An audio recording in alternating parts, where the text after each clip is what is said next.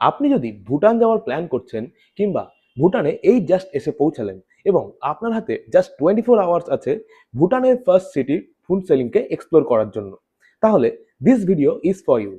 কারণ আমিও এই জাস্ট ভুটানের ফুনসেলিংয়ে এসে পৌঁছালাম। আমরা ভুটান সাইডে এন্ট্রি করে গেছি ফুনসেলিংয়ে, and I have exactly 24 hours in my hand to explore this city. So, hello and welcome to my channel Need an Escape, and welcome to this first episode of the brand new series 24 or 48 hours in a XYZ city.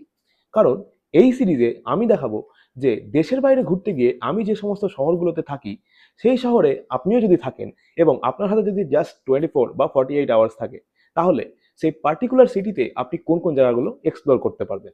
মানে আমি কোন কোন জায়গাগুলো explore করেছি আমি আমার এক্সপিরিয়েন্সটা share করব, ঠিক আছে? So let's start this first episode with the city Phuentsholing. আমরা এখন দাঁড়িয়ে আছি ভুটানের যে এন্ট্রি গেট তার সামনে। ওই পারে হচ্ছে ইন্ডিয়া আর এই পারে হচ্ছে ফুনসেলিং ভুটান, ঠিক আছে? এটা হচ্ছে এন্ট্রি গেট। বেশ সুন্দর লাগছে জায়গাটা, রাত্রে খুব সুন্দর আলো ঝলমলে, তাই জন্য আর কি এখানে দাঁড়ালাম। আমরা এখন একটা মনেস্ট্রির সামনে এসেছি ফুনসেলিংয়ে, আমাদের একদম নিয়ারেস্টে। রাতের বেলাতেই দেখছি কারণ কালকে আর সময় পাবো না। চলো মনেস্ট্রিটার ভেতরে ঘুরে দেখা যাক কি আছে। আমরা এখন এই মনেস্ট্রিটার ভেতরে ঢুকেছি, বেশি কথা বলছি না। মনেস্ট্রিতে অ্যাকচুয়ালি পিসফুল জায়গা, এমনি এই মোটামুটি হচ্ছে ফুনসেলিংয়ের মার্কেট। তো এই আর কি, ছোট শহর, এই যা আছে এখানে আছে। তো আমরা এই মোটামুটি আশেপাশের এরিয়ায় ঘুরে ঘুরে দেখছি, ঠিক আছে?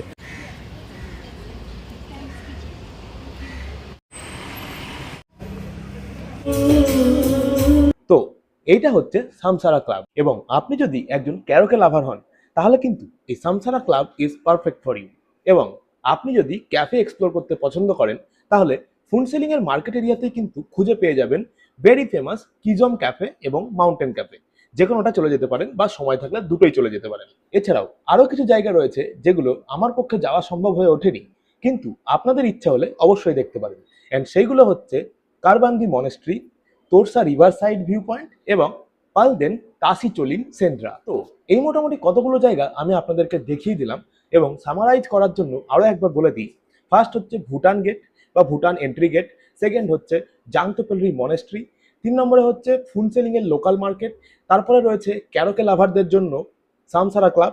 দেন সামসারা ক্লাব থেকে ঘুরে আমরা কিন্তু যেতে পারি মাউন্টেন ক্যাফে কিংবা কিজম ক্যাফে, এবং সাথে আরও এক্সট্রা যে জায়গাগুলো রয়েছে সেগুলো হচ্ছে Karbandi monastery, Torsa river side view point, and last but not in the list সেটা হচ্ছে তাসি চোলিন সেন্দ্রা, ঠিক আছে?